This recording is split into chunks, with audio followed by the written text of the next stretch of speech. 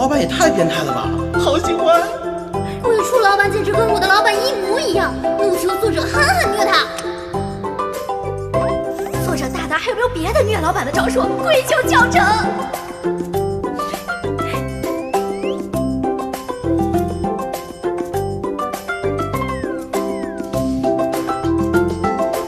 我的作品，大家帮忙点赞啊！魏初老板原型就是顾总。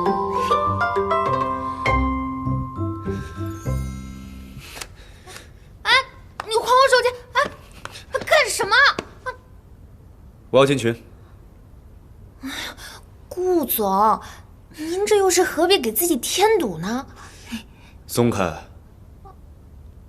不，要杀要剐随便你，出卖同事的事我是不会干的。根据协议第32条，乙方必须履行未婚妻的责任与义务。这是我的工作，未婚妻就不能有工作自由了？根据协议第3条，乙方必须维护甲方的形象。你是想自由工作呢，还是想谈谈我们的违约赔偿？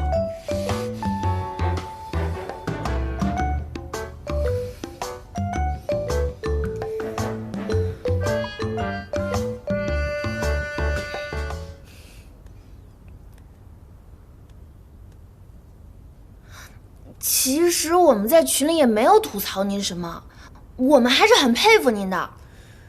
你忘了群名叫“吐槽老板群”。吐槽归吐槽，但是佩服也是真心的。不过，你有时候确实有点专制。对不起啊，我不是那个意思，我其实是，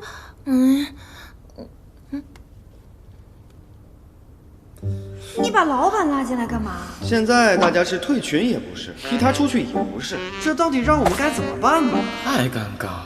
想不到你这浓眉大眼的也当了叛徒，居然投靠老板出卖我们。哎呀，我真不是故意的，是我刚才发消息的时候被老板看见了，他非逼着我把他也拉进来。他逼你你就从了吗？咱革命友谊这么不值钱？等等，现在是半夜12点，为什么老板会看到你在群里吐槽他？圆圆，你好像发现了滑点。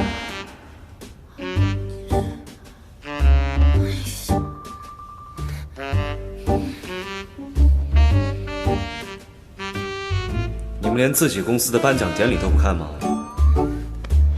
未婚妻。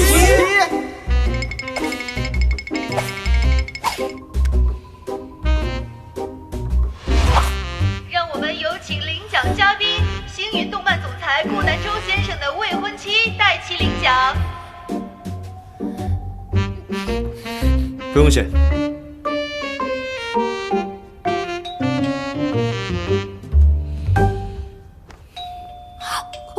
我来。